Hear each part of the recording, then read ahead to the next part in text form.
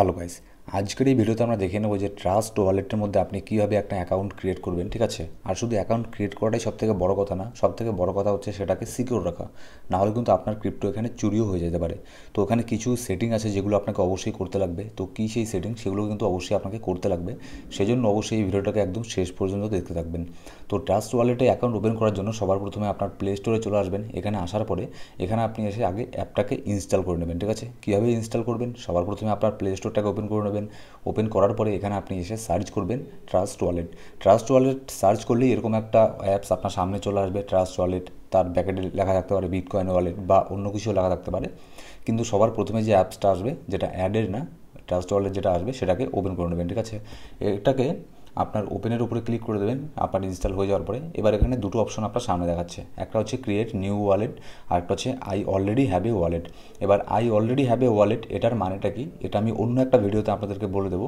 এটার মানে হচ্ছে যদি আপনার কাছে অলরেডি কোনো অ্যাকাউন্ট থেকে থাকে, সেটা ট্রাস্ট ওয়ালেটের হোক কিংবা অন্য যে কোনো জায়গারই থাকুক না কেন, ডিসেন্ট্রালাইজ প্ল্যাটফর্মের, যদি 12 সংখ্যার কোনো সিকিউরিটি ফ্রেজ থেকে থাকে, তাহলে আপনি I already have a wallet এর উপরে ক্লিক করে আপনি সেটাকে রিকভার করতে পারেন। এখানে ওই অ্যাকাউন্টের মধ্যে আপনার যত কিছু কয়েন ছিল সব আপনার এখানে চলে আসবে। ঠিক আছে, এটা আমাদের কখন কাজে লাগে, যখন মনে করুন আপনি এই মোবাইলটার মধ্যে আমি যে বানাচ্ছি, এই মোবাইলটার মধ্যে আমি যে ট্রাস্ট ওয়ালেট অ্যাকাউন্ট ক্রিয়েট করছি, ধরুন আমার এই মোবাইলটা এখানে হারিয়ে গেল বা কোনো কিছু হয়ে গেল, তখন আমি কী করব, আমার কাছে যে 12 সংখ্যার পাসওয়ার্ড ফ্রেজটা আছে সেটা আমার কাছে তো আছে, তাই না? এবার সেটা দিয়ে আমি কী করব, সেটা দিয়ে আমি নতুন আরেকটা মোবাইলের মধ্যে ট্রাস্ট ওয়ালেট ইনস্টল করব। ইনস্টল করে I already have a wallet এর উপরে ক্লিক করে 12 সংখ্যার পাসওয়ার্ড ফ্রেজটা বসিয়ে দেবো, আমার টোটাল অ্যাকাউন্টটা রিকভার হয়ে যাবে। তো এটা গেল অন্য কথা, এটাও আমি একদিন আপনাদেরকে দেখিয়ে দেবো কীভাবে করবেন।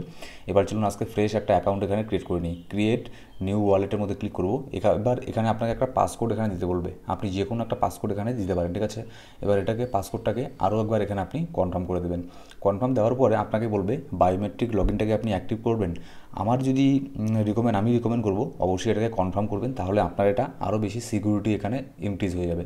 কনফার্মের উপর ক্লিক করে দেবো, তারপরে এখানে আমার ফিঙ্গারপ্রিন্টটা আমি এখানে বসিয়ে দেবো। ঠিক আছে, আমার ফিঙ্গারপ্রিন্ট বসিয়ে দিলাম। এবার এখানে বলছি এনেবেল নোটিফিকেশান, আমি বলছি যে না, এটা আমি পরে করবো, স্কিপ ডু লেটার। এবার এখানে দেখুন আমার এখানে ওয়ালেট ক্রিয়েট হয়ে গেল, বাই ক্রিপ্টো, ডিপোজিট ক্রিপ্টো আমি এখানে করতে পারি। আমি ব্যাকে গেলাম, ব্যাকে গিয়ে আবারও ওপেন করলাম, ব্যাক না করলেও হতো।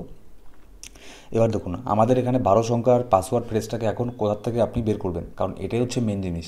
যদি আপনার এই মোবাইল হারিয়ে যায় আর যদি সেই পাসওয়ার্ড ফ্রেজটাকে আপনি যদি সেট না করেন, তাহলে কিন্তু আপনার সব ক্রিপ্টো একদম জিরো হয়ে যাবে, অন্য কারোর কাছে এখানে চলে যেতে পারে, কিংবা আপনি এগুলোকে হারিয়েও ফেলতে পারেন। ঠিক আছে, তো সেক্ষেত্রে আপনি কী করবেন, এবার আপনি এই যে মেইন ওয়ালেট এখানে যে লেখা আছে মেইন ওয়ালেট 1, এর উপরে ক্লিক করবেন। ক্লিক করার পরে এরকম একটা অপশন আপনার সামনে আসবে, আপনাকে এখানে দেখাচ্ছে আপনি এখানে কিন্তু চাইলে আরও ওয়ালেট এখানে অ্যাড করতে পারেন। তো এখানে মেইন ওয়ালেটের মধ্যে তার পাশে দেখুন 3 ডট দেওয়া আছে, 3 ডটের মধ্যে ক্লিক করবেন। আপনি ক্লিক করার পরে নিচে দেখুন দুটো অপশন পাবেন, সিক্রেট ফ্রেজ ব্যাকআপ। আপনি কীভাবে ব্যাকআপ নিতে চান, গুগল ড্রাইভের মাধ্যমে না ম্যানুয়ালি ব্যাকআপ?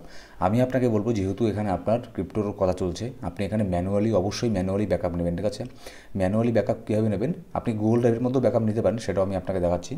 ম্যানুয়ালির মধ্যে এখানে ক্লিক করে দেবেন। ক্লিক করে দেওয়ার পরে এখানে দেখুন ট্রাস্ট ওয়ালেট আপনাকে কিছু কথা এখানে বলছে, for your apps only this secret phrases unlock your wallet, Trust wallet does not have access to this কি।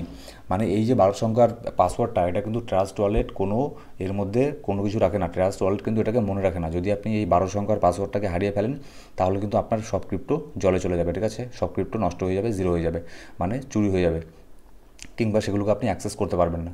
তারপর 2 নম্বরে কী লিখেছে, don't save this in any digital format. ঠিক আছে, মানে বলছে যে কোনো ডিজিটাল ফরম্যাটে সেভ করতে না বলছে, মানে আপনার মোবাইলের মধ্যে আপনি ছবি তুলে রাখলেন, এরকমটা করবেন না। কেন করবেন না, কারণ আপনার মোবাইল তো চুরিও হয়ে যেতে পারে, আপনার মোবাইল তো হারিয়েও যেতে পারে। এবার আপনার মোবাইল হারিয়ে গেলে সেই পাসওয়ার্ডটা যদি কেউ পেয়ে যায়, তাহলে সেটা দিয়ে সে অন্য একটা মোবাইলের মধ্যে কিন্তু খুবই সহজে আপনার কয়েনগুলোকে অ্যাক্সেস করতে পারবে। তো সেই জন্য সবথেকে বেস্ট হয় right it on paper and store securely, মানে একটা কাগজের মধ্যে আপনি লিখে রাখবেন আপনার 12 সংখ্যার পাসওয়ার্ড ফ্রেজটাকে, লিখে সেটাকে একটা সেফ জায়গার মধ্যে সেভ করে রাখবেন, যাতে কেউ সেখানে আপনার অ্যাক্সেস করতে না পারে। এবার এটাকে টিক চিহ্ন দেবেন, নাহলে এটা কন্টিনিউ হবে না। টিক চিহ্ন দিয়ে কন্টিনিউর উপরে ক্লিক করে দেবেন।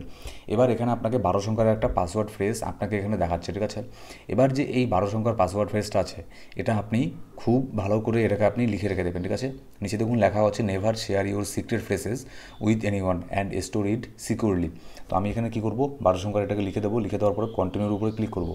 এবার আমাকে এটা মানে আমার টেস্ট নেওয়ার জন্য যে অ্যাকচুয়ালি আমি এটাকে সেভ করে রেখেছি কিনা সেটা জানার জন্য এখানে বলছে যে ওয়ার্ড 1-এর মধ্যে কী ছিল, ওয়ার্ড 1 4 আর হচ্ছে 7 10, 1 4 7 10, ঠিক আছে। আমি একটু এখানে সেভ করে নিচ্ছি।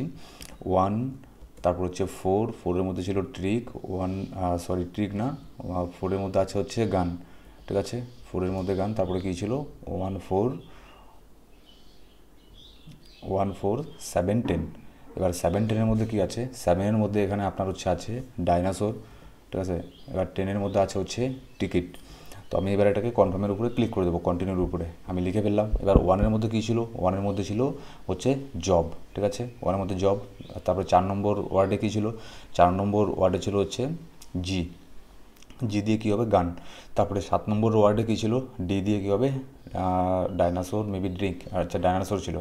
তারপরে এবার 7 নম্বর ওয়ার্ডের মধ্যে 7 নম্বর না, 10 নম্বরে এখানে কী ছিল, 10 নম্বরে ছিল হচ্ছে আপনার টিকিট।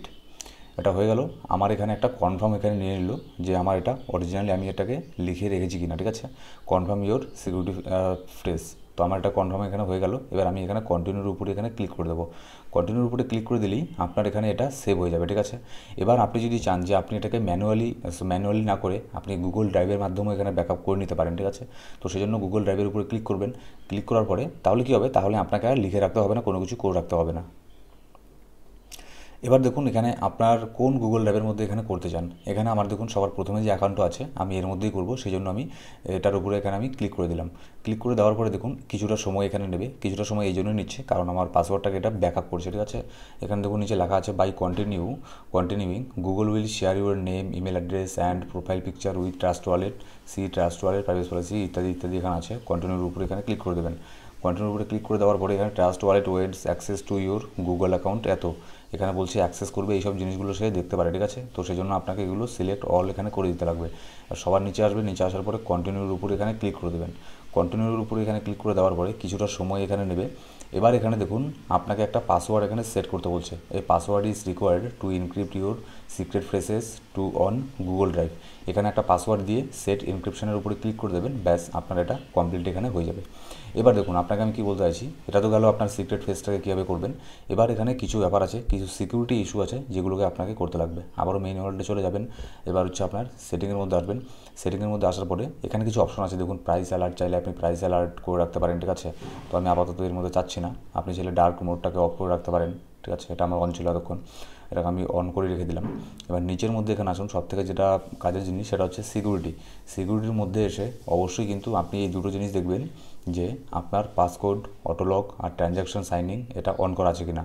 কারণ ট্রানজ্যাকশন সাইনটা কি দেখুন, ask for approval ahead of transaction. যে কোনো ট্রানজ্যাকশন করার আগে আপনার এখানে বায়োমেট্রিক সাইনের এখানে প্রয়োজন হবে, ঠিক আছে। এটা কিন্তু অবশ্যই করে নেবেন।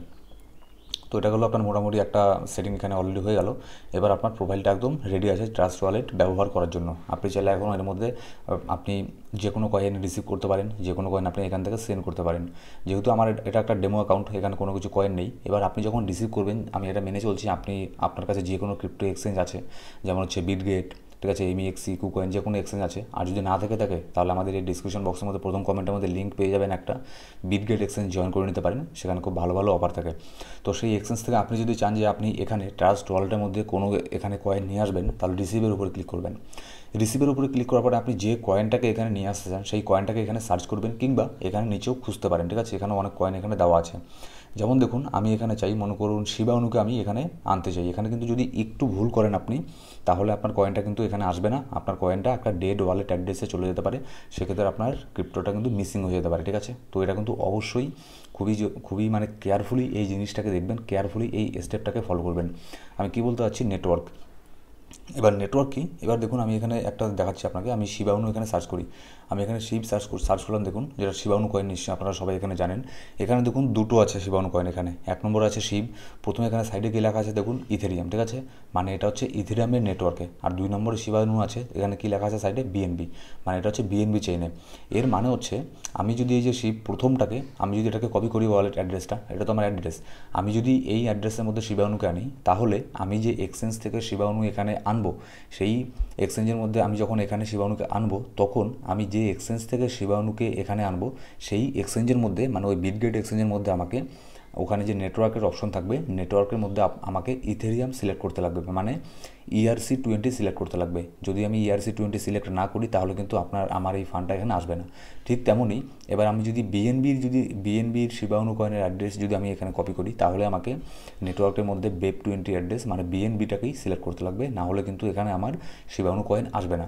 তো অবশ্যই কিন্তু এই জিনিসটা মাথায় রাখবেন, একটা কয়েনের কিন্তু অনেক চেইন হয়, অনেক নেটওয়ার্ক থাকে, ঠিক আছে। যেমন হচ্ছে দেখুন ইউএসডিটির কিন্তু অনেক চেইন আছে। যেমন আমি এখানে সার্চ করছি ইউএসডিটি, এর নেটওয়ার্ক অনেক আছে। যেমন সবার প্রথমে দেখুন এটা হচ্ছে ইথার, TRC20 দিয়ে আপনি এখানে আনতে পারেন। তারপর হচ্ছে ট্রন, ঠিক আছে। তারপর হচ্ছে আপনার সোল, তারপর হচ্ছে ইত্যাদি রকমের আরও টিআরসি এরকম অনেক নেটওয়ার্ক পাবেন। তো আপনি একটা জিনিস লক্ষ্য করবেন, এখানে সাইডে যে নেটওয়ার্ক থাকবে সেই নেটওয়ার্কে কিন্তু একমাত্র এখানে সিলেক্ট করবেন, ঠিক আছে। তাছাড়া কিন্তু অন্য নেটওয়ার্ক এখানে সিলেক্ট করবেন না, নাহলে কিন্তু আপনার ক্রিপ্টো এখানে মিসিং হয়ে যেতে পারে।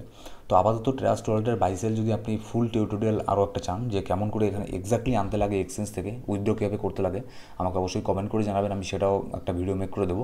আর আপনি যদি চান যে ট্রাস্ট ওয়ালেট থেকে কীভাবে সেন্ড করতে লাগে তাহলে আমি সেটাও আপনাদেরকে দেখিয়ে দেবো।